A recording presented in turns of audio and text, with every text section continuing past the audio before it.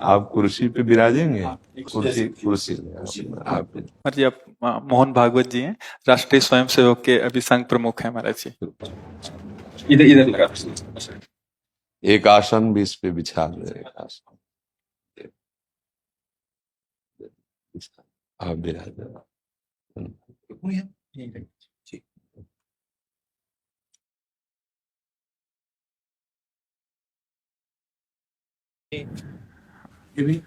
हाँ, पहना दीजिए। राधा राधा दे दे। इधर दीजिए।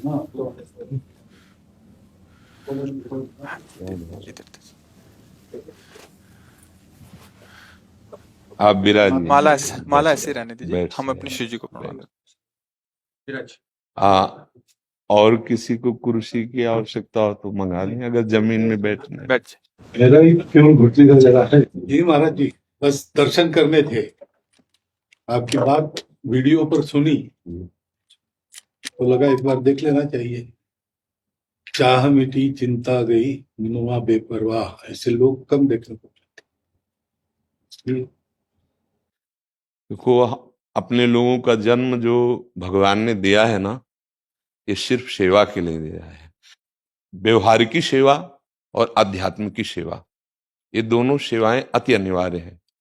केवल व्यवहारिकी सेवा ही होती रहे, हम अपने भारतवासियों को अगर हम परम सुखी करना चाहते हैं तो केवल वस्तु और व्यवस्था से नहीं कर सकते, उनका बौद्धिक स्तर सुधरना चाहिए। आज हमारे समाज का बौद्धिक स्तर गिरता चला जा रहा है, बहुत चिंता का विषय है। हम सुविधाएं दे देंगे, हम विविध प्रकार की भोग सामग्रियां दे देंगे, लेकिन उनके हृदय की जो मलिनता है, जो हिंसात्मक वृत्ति है, जो अपवित्र बुद्धि है, ये जब तक ठीक नहीं होगी तब तक हमारा देश धार्मिक देश है, हमारे यहाँ धर्म की प्रधानता है। तो इसी बात को बार बार हम सबसे निवेदन करते हैं कि ये जो हमारी नई पीढ़ी है, इसी से हमारे राष्ट्र की रक्षा करने वाले प्रकट होते हैं। जो विद्यार्थी जन है, उन्हीं में कोई एमएलए बनता है, उन्हीं में कोई सांसद बनता है, उन्हीं में कोई मुख्यमंत्री बनता है, उन्हीं में कोई राष्ट्रपति या प्रधानमंत्री उन्हीं में अपने लोग भी सब थे। अब हमारी शिक्षा केवल आधुनिकता का स्वरूप लेती जाए और व्यभिचार प्रवृत्ति, व्यसन प्रवृत्ति, हिंसा प्रवृत्ति, ये नई पीढ़ी में देखकर बहुत असंतोष हृदय में होता है। इसीलिए कितनी भी शरीर में पीड़ा हो, हम प्रयास करते हैं जितने से जितने सामने हमारे भगवत स्वरूप जन आते हैं, पहले बुद्धि शुद्ध होनी चाहिए। मय्ये वो मन आदत्स्व मई बुद्धि निवेश है, तो निवशिष्यति मय्ये व अत ऊर्ध्वम न संशया, तू मेरे में ही निवास करेगा, अर्थात भगवदानंद में। अविनाशी जीव कभी भोग विलास में तृप्त हो ही नहीं सकता। हम अगर अपने राष्ट्र की विशेष सेवा, तो हमारे धर्म का परिचय, जैसे आप जन करते हैं, धर्म का हमारा क्या स्वरूप है, हमारे जीवन का लक्ष्य क्या है। हमें जितना राम जी प्रिय हैं, कृष्ण जी प्रिय हैं, उतने ही भारत देश हमारे लिए प्रिय है। जैसे राम भक्त कृष्ण भक्त, वैसे हमारे भारत देश का हर जन जन हमारा आदरणीय और पूजनीय। पर अब जो मानसिकताएं बन रही हैं, वो हमारे धर्म और हमारे देश के लिए लाभदायक नहीं होंगे। व्यसन का इतना बढ़ता स्वरूप, व्यभिचार का इतना बढ़ता स्वरूप, हिंसा का इतना बढ़ता स्वरूप, ये बहुत ही विपत्तिजनक है। अगर ये बढ़ता रहा तो हम विविध प्रकार की सुख सुविधाएं देने पर भी अपने देशवासियों को सुखी नहीं कर पाएंगे, क्योंकि सुख का स्वरूप विचार से होता है। सुख और दुख की स्थिति सत्य नहीं है, आगमा पाइनो अनित्यास, लेकिन हमारा विचार, और विचार हमारा गंदा हो रहा है। बस हमारा उद्देश्य यही है कि हमारे देशवासियों का विचार शुद्ध होना चाहिए। अगर विचार शुद्ध है तो राष्ट्र प्रियता, जन सेवा, समाज सेवा, ये सब स्वाभाविक होने लगेगा। और विचार अशुद्ध है तो सुविधाएं बहुत हैं, उनका दुरुपयोग हो रहा है। तो बस आप सबसे बड़े बड़े जो उपदेष्टा जन हैं, जो बड़े बड़े धर्म की रक्षा के लिए भगवान ने जिनको भेजा है, उन सबसे यही प्रार्थना है कि सब व्यवस्था करते हुए हमारे देशवासियों की बुद्धि अध्यात्म को समझे। बिना अध्यात्म को समझे दुख सुख की समानता बिना किए परम सुख का अनुभव हो ही नहीं सकता। इस मायाकृत भोग पदार्थों को भगवान ने दुख योनया कहा है। मानो एक बोर्ड लगा दिया, दुखालयम अशाश्वतम। और हम सब यही चाहते हैं कि लौकिक भोगों को भोगने से ही हमारा राष्ट्र सुखी हो जाएगा या हम सुखी हो जाएंगे। नहीं, लौकिक भोगों को पूजन सामग्री बना करके और साध्य सच्चिदानंद प्रभु को रखा जाए तो आनंद की उमंगन हो जाएगी। बहुत सुंदर मानव जीवन का स्वरूप है, जिसे देव दुर्लभ कहा गया। दुर्लभो मानुषो देहो। लेकिन क्या दुर्लभता शब्द स्पर्श रूप रस गंध इन्हीं विषय के भोगने की या इन्हीं सुविधाओं के लिए दुर्लभ कहा गया? दुर्लभ है किसी सच्चिदानंद सुख के लिए। और उस सुख को तो हम भूले हुए, एकदम बहते हुए शब्द स्पर्श रूप रस गंध के प्रवाह में चले जा रहे हैं और इसी को सौभाग्य समझ रहे हैं कि हमें सुख प्राप्त हो रहा है। नहीं, हम सबसे प्रार्थना करते हैं कि आप अपने धर्म को समझिए। आप अपने स्वा को जहां जहां स्थापित करते चले जा रहे हैं, आप उसे गंदा करते चले जा रहे हैं। मदिरा में, हिंसा में, द्यूत कीड़ा में, बेविचार में, इसे दोष नहीं समझा जा रहा आज। और हमारे शास्त्र और हमारा धर्म इसको निषेध करता है। कलयुग की स्थिति बताई गई है। छोटे छोटे बच्चे व्यसन करने में लग गए। आज स्कूली विद्यार्थी जिनको ब्रह्मचर्य से पुष्ट होना चाहिए, वो ब्रह्मचर्य नष्ट कर रहे हैं। ये बड़ा चिंता का विषय है। हमारे देश के लिए जो जवान चाहिए, हमारे देश के लिए जो भक्ति चाहिए, उसमें बुद्धि और शरीर बल दोनों होना चाहिए। शरीर बल क्षीण हो रहा है क्योंकि व्यभिचार प्रवृत्ति में बहुत कमजोर अवस्था में, जैसे गेहूं की फसल है और गलेथ में काट ली जाए तो न दाना मिलेगा न सही भूस मिलेगा, ऐसे ही 20 वर्ष की अवस्था तक यदि ब्रह्मचर्य नष्ट कर दिया जाए तो वो गृहस्थ के योग्य में नहीं रह सकता। राष्ट्र सेवा की क्या बात है। हमारे राष्ट्र सेवा के लिए बहुत विशाल हृदय की आवश्यकता है। हमारे शरीर को बहुत स्वस्थ रखने की आवश्यकता है, तभी हम समाज सेवा, राष्ट्र सेवा। तो शरीर और बुद्धि दोनों का स्वस्थ होना बहुत आवश्यक है। तो शरीर को तो नष्ट किया जा रहा है विषय भोगों में। लोग समझने लगे हैं कि मांस खाने से हमारा स्वास्थ्य अच्छा रहेगा, हम बलवान बनेंगे। अध्यात्म बल नहीं तो तेरे शरीर की चर्बी बढ़ा ले, लेकिन तू न काम पर विजय प्राप्त कर सकता, न क्रोध पर, न लोभ पर, न मोह पर, न हिंसा पर। फिर क्या जीवन। तो इसीलिए हमारा बार बार हृदय में सबसे प्रार्थना है, जिस संत भगवान भी आते हैं, ये देखो इस समय आवश्यकता विचार शुद्ध करने की है, आहार शुद्ध करने की है, आचरण शुद्ध करने की है। हमारे देश ने चरित्र की पूजा की है। रावण किसी बात में कम नहीं था। आज भी कोई शिव अगर अभिषेक होता है तो तांडव स्तोत्र उसी का गाया जाता है। जटाटवी गलत ज्वल प्रवाह पावित स्थले।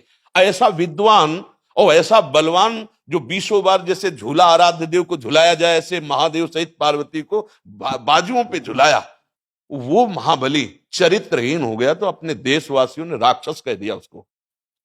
चरित्र, आज हम चरित्र पर ध्यान ही नहीं दे रहे। चरित्र बेचना मतलब कोई समझ में नहीं आ रहा।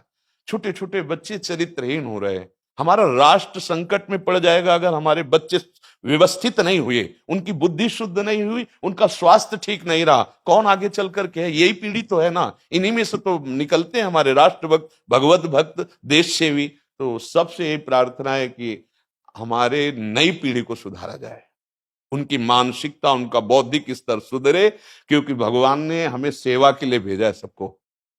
चाहे जितना एकांत गुफा में भजन करे, उसकी भजन की सिद्धि समाज सुधार में लगेगी। अगर समाज सुधार में नहीं हुई तो खास बात नहीं हुई। अपना उद्धार कर लेना कोई खास बात नहीं है। खास बात है अपने जीवन को सत्य और तप में तपा करके समाज को प्रदान कर देना।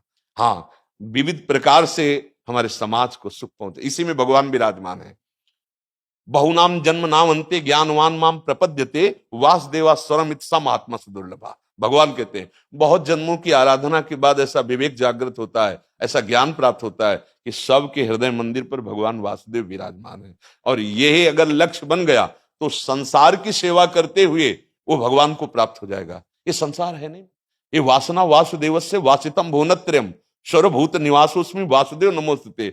वो वासुदेव ही अपनी वासना, इच्छा, एको हम बहुत श्यामा विस्तार कर लिया है। यही जनाना है कि तुम साधारण देह नहीं हो प्यारे, तुम अविनाशी के बच्चा हो, जो चाहो कर सकते हो। पर तुम्हारी चाह गलत दिशा को चली गई। व्यसन छोड़ो, बेविचार छोड़ो, तो हमारी राष्ट्र सेवा में लगो, समाज सेवा में। बूढ़े बूढ़े माता पिता को जवान बच्चे निकाल दे रहे हैं। क्या ज्ञान है?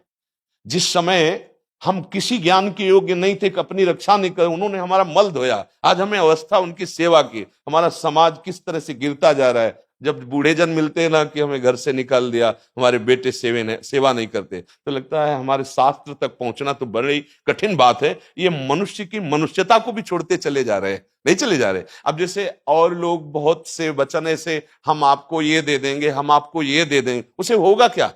जो आप देना चाहते हो बहुतों के पास है। इनकी बुद्धि सुधारो, इनको धर्म का ज्ञान करवाओ, इनको राष्ट्र प्रियता सिखाओ कि राष्ट्र के लिए कैसे प्राण समर्पित किए जाते हैं। हाँ, अगर ये नहीं हुआ तो सुख सुविधाओं में फिर भोगवृत्ति बढ़ती चली जाएगी और लाभ नहीं मिल पाएगा।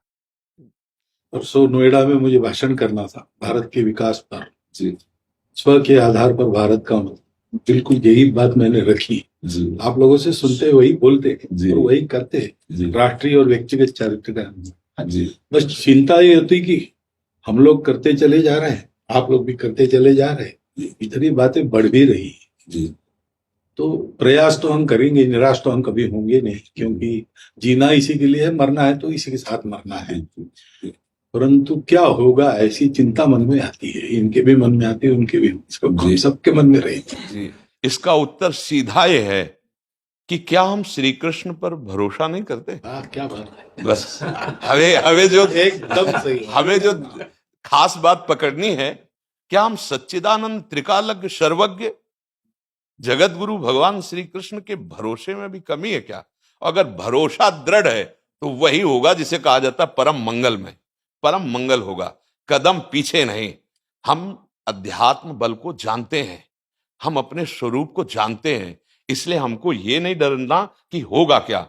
3 प्रकार की लीलाएं भगवान की हो रही, एक सृजन और एक पालन और एक संहार। जिस समय जैसा आदेश होगा हम उनके दास हैं, वैसा ही करेंगे। क्या होगा? अब वही होगा जो मंगल रचा होगा श्री कृष्ण। अब संशय तो करना नहीं है, हाँ बिल्कुल संशय नहीं करना। जैसे आप अपने लोगों को तैयार किया श्री कृष्ण ने, ऐसे ही आपके इन्हीं में से एक तैयार हो जाएगा जो बहुत जोर का संभालेगा। आपको चिंता नहीं करना आगे क्या होना है। हाँ, मूकम करोति वाचालम पंगुम लंघयते गिरिम यत् कृपा तमहम वंदे परमानंद माधवम। हमारे साथ श्री कृष्ण हैं, अब वही होगा जो परम मंगल होगा। बस निराशा, हताश, उदास ये हमारे जीवन में नहीं अधिकार रखते। किसी भी परिस्थिति में बिल्कुल किसी भी तरह का कोई शोक नहीं, किसी भी तरह का कोई भय नहीं। अविनाशी हूं, हाँ जो हमें सेवा मिली दहाड़ता रहूंगा जब तक शरीर में श्वास है, और जब शरीर छूटेगा तो जो मेरा स्वरूप है उसी को प्राप्त होगा, मुझे कोई भय नहीं। और कि हमारा तिरंगा, हमारा राष्ट्र, हमारा भगवान है। आप तप के द्वारा, भजन के द्वारा लाखों की बुद्धि को शुद्ध कर सकते हो। मम भक्ति युक्तो भुवनम पुनातु सतरति सतरति सा लोकान तारयति। एक भजनानंदी लाखों का उद्धार कर सकता है। तुम भजन करो, अपनी इंद्रियों पर विजय प्राप्त करो, कोई चूक मत होने दो और राष्ट्र की सेवा करो। हाँ, ये राष्ट्र सेवा के लिए प्राण समर्पित, ये राष्ट्र सेवी हैं। पर ये जितेंद्रीय होकर, व्यभिचारी होकर नहीं, ये भोगी होकर नहीं, योगी होकर के अब संकल्प बना, सर्वे भवन्तु सुखिना सर्वे संतु निरामया सर्वे भद्राणि पश्यन्तु मां कश्चित् दुख भाग भवेत्। आचरण से, संकल्प से और वाणी से, तीनों से हमें राष्ट्र सेवा करनी, समाज सेवा करनी। और हम निरंतर यही चाहेंगे कि आप जैसे सतमार्ग में प्रेरित करने वाले स्वस्थ रहें, भगवान सदैव रक्षा करे और आप आगे बढ़ते रहे। हमारे देशवासियों की हाँ बौद्धिक स्तर का सुधार और व्यवहारिक स्तर का सुधार दोनों का होता रहे।